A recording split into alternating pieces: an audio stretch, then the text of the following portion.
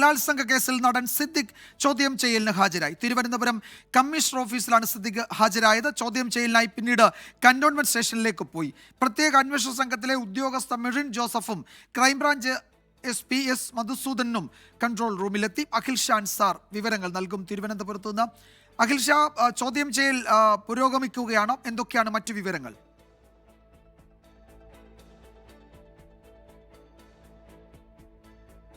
നിലവിൽ സിദ്ദീഖിന്റെ ചോദ്യം ചെയ്യൽ തിരുവനന്തപുരത്ത് കൺട്രോൾ റൂമിൽ, സിറ്റി കൺട്രോൾ റൂമിൽ പുരോഗമിക്കുകയാണ്. നമുക്കറിയുന്നത് പോലെ തന്നെ കഴിഞ്ഞ ദിവസമാണ് പ്രത്യേക അന്വേഷണ സംഘം ചോദ്യം ചെയ്യുന്നതിനായി സിദ്ദീഖിന്റെ കത്തയച്ചത്. ഇന്ന് രാവിലെ 10 മണിയോടുകൂടി തിരുവനന്തപുരത്ത് ഹാജരായി ചോദ്യം ചെയ്യലിന് വിധേയമാകണമെന്നുള്ളതാണ് പ്രത്യേക അന്വേഷണ സംഘം ആവശ്യപ്പെട്ടത്. അത് പ്രകാരം ഇന്ന് രാവിലെ 9:00 തിരുവനന്തപുരം കമ്മീഷണർ ഓഫീസിൽ സിദ്ദീഖ് എത്തിയിരുന്നു. അവിടെ നിന്നാണ് അവിടെയല്ല ചോദ്യം ചെയ്യലിന് ഹാജരാകേണ്ടത്, കൺട്രോൾ റൂമിലാണ് എത്തേണ്ടതെന്ന് പോലീസ് അറിയിക്കുകയും അതിന് പിന്നാലെ തിരുവനന്തപുരം കന്റോൺമെന്റ് സ്റ്റേഷനിൽ പ്രവർത്തിക്കുന്ന സിറ്റി കൺട്രോൾ റൂമിലേക്ക് സിദ്ദീഖ് എത്തുകയും ചെയ്തത്. നിലവിൽ രാവിലെ 10:00 തന്നെ സിദ്ദീഖിന്റെ ചോദ്യം ചെയ്യൽ ആരംഭിച്ചിരുന്നു. നിലവിലും ആ ചോദ്യം ചെയ്യൽ തുടരുകയാണ്. എന്തായാലും പോലീസിന്റെ നീക്കം ഇങ്ങനെയാണ്. അതായത് ഇന്നൊരു പ്രാഥമികമായൊരു വിവരശേഖരണം മാത്രം നടത്താനാണ് പോലീസ് നീക്കം നടത്തുന്നത്. അതിന് പിന്നാലെ സിദ്ദീഖിനെ വിട്ടയക്കും.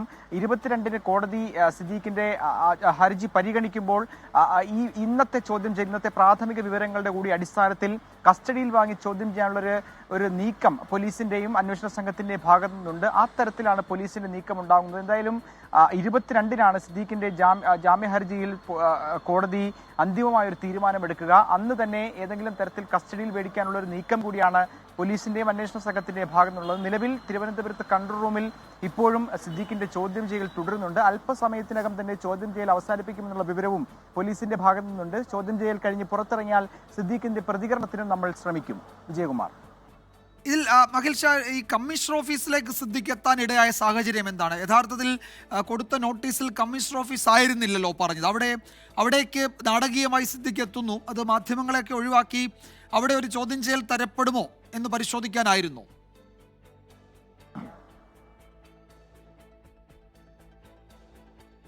അത്തരത്തിൽ തന്നെ ആയിരുന്നിരിക്കണം വിജയകുമാർ സിദ്ദീഖിന്റെ നീക്കം. അതായത് മാധ്യമങ്ങൾ ഒക്കെ ഒഴിവാക്കി ഒരു ചോദ്യം ചെയ്യലിന് പോലീസിന്റെ കൂടി സംരക്ഷണയോട് ചോദ്യം ചെയ്യലിന് ഹാജരാകാമെന്ന് ചിന്തിച്ചിരിക്കണം സിദ്ദീഖ്. എന്തായാലും രാവിലെ നേരിട്ട് കമ്മീഷണർ ഓഫീസിലാണ്, തന്റെ സ്വന്തം വാഹനത്തിൽ മകനൊപ്പം നേരിട്ട് കമ്മീഷണർ ഓഫീസിലാണ് എത്തിയത്. പക്ഷെ അവിടെ എത്തിയപ്പോൾ പോലീസിന്റെ നിർദ്ദേശപ്രകാരമാണ് 10:30 ഈ കന്റോൺമെന്റ് സ്റ്റേഷനിൽ കൺട്രോൾ റൂമിലേക്ക് എത്തുന്നത്. എന്തായാലും ഇവിടെ വെച്ചാണ് നിലവിൽ ചോദ്യം ചെയ്യൽ പുരോഗമിക്കുന്നത് വിജയകുമാർ. അതിൽ ഏറ്റവും പ്രധാനമായും അന്വേഷണ ഉദ്യോഗസ്ഥരായ മെറിൻ ജോസഫ് ഉണ്ട്. അതുപോലെ തന്നെ ക്രൈംബ്രാഞ്ച് SP മധുസൂദനൻ ഉൾപ്പെടെയുള്ള ഉയർന്ന ഉദ്യോഗസ്ഥരുടെ നേതൃത്വത്തിലാണ് സിദ്ദീഖിന്റെ ചോദ്യം ചെയ്യൽ നടക്കുന്നത്. എന്തായാലും വിശദമായൊരു ചോദ്യം ചെയ്യൽ, നിർണായകമായൊരു ചോദ്യം ചെയ്യൽ തന്നെയാണ്. നേരത്തെ പോലീസിന് ഇതുമായി ബന്ധപ്പെട്ട് സിദ്ദീഖിനെതിരായ സാക്ഷിമൊഴികളടക്കം ചില തെളിവുകളടക്കം ലഭിച്ചിരുന്നു. അതിന്റെ കൂടി അടിസ്ഥാനത്തിലുള്ള ചോദ്യം ചെയ്യലാണ് നിലവിൽ നടക്കുന്നത്. സിദ്ദീഖിനും ഈ ആദ്യഘട്ടം അല്ലെങ്കിൽ ഒരു വിവരശേഖരണം എന്ന നിലയിൽ സിദ്ദീഖിനും ഇത് നിർണായകമാണ്. പ്രാഥമികമായ വിവരശേഖരണമാണ് പോലീസ് നടത്തുന്നത്. അതിൽ സിദ്ദീഖ് പറയുന്ന ഓരോ മറുപടിയും പോലീസിനും സിദ്ദീഖിനും നിർണായകമാണ്. അതുകൊണ്ട് തന്നെ വളരെ സൂക്ഷ്മമായ ഒരു ചോദ്യം ചെയ്യലായിരിക്കും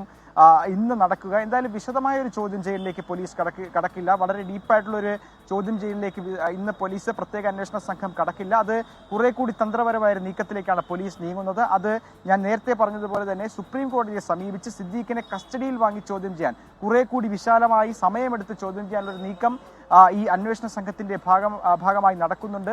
അതിന്റെ അടിസ്ഥാനത്തിലാണ് പ്രാഥമിക വിവരശേഖരണത്തിനായി ഇന്ന് വിളിപ്പിക്കുകയും അതിന് പിന്നാലെ ഇനി കോടതി കേസ് പരിഗണിക്കുന്ന ദിവസം, അത് ഈ മാസം 22-നാണ്, അന്ന് കോടതിയിൽ ഹാജരായി ഈ ചോദ്യം ചെയ്യൽ കൃത്യമായി നടക്കണമെങ്കിൽ കൂടുതൽ കസ്റ്റഡി ആവശ്യമുണ്ട്. അതുകൊണ്ട് കസ്റ്റഡിയിൽ വിട്ടു നൽകണമെന്നുള്ള ഒരു അപേക്ഷ കോടതിയിലേക്ക് വെക്കും എന്നുള്ളതാണ് നിലവിൽ നമുക്ക് ഈ പ്രത്യേക അന്വേഷണ സംഘവുമായി ബന്ധപ്പെട്ട വൃത്തങ്ങളിൽ നമുക്ക് ലഭിക്കുന്ന വിവരം. എന്തായാലും ആ രീതിയിലേക്കാണ് പോലീസിന്റെ ഒരു നീക്കം. സിദ്ദീഖ് ഇക്കാര്യത്തിൽ ഏത് തരത്തിലുള്ള നീക്കമാണ് ഇനി നടക്കുക, സിദ്ദീഖിന്റെ ഭാഗത്ത് നിന്ന് ഉണ്ടാവുക എന്നുള്ള കാര്യവും നോക്കി കാണേണ്ട ഒരു വിവരമാണ്.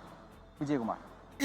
അഖിൽ ഷാ അൻസാറാണ് വിവരങ്ങൾ നൽകിയത്. കസ്റ്റോഡിയൽ ഇൻട്രോഗേഷൻ തന്നെ വേണം എന്നതാണ് അന്വേഷണ സംഘത്തിന്റെ നിലപാട്. അത് സുപ്രീം കോടതിയിൽ മുൻകൂർ ജാമ്യാപേക്ഷ പരിഗണിക്കുന്ന ഘട്ടത്തിൽ പോലീസ് അറിയിക്കും. അന്വേഷണവുമായി സഹകരിക്കുന്നുണ്ട്, അങ്ങോട്ട് ആവശ്യപ്പെട്ട് ചോദ്യം ചെയ്യലിന് ഹാജരായി എന്ന നിലപാടാണ് ഇക്കാര്യത്തിൽ സിദ്ദിഖ് നിയമപരമായി സ്വീകരിക്കാൻ പോകുന്നത്. അതുകൊണ്ടാണ് ഹാജരാകാൻ തയ്യാറാണെന്ന് പോലീസിനെ അറിയിക്കുകയും ഇന്ന് ഹാജരാവുകയും ചെയ്തത്. എന്തായാലും കോടതി നടപടികളിൽ ഈ നീക്കങ്ങൾ നിർണായകവുമാണ്.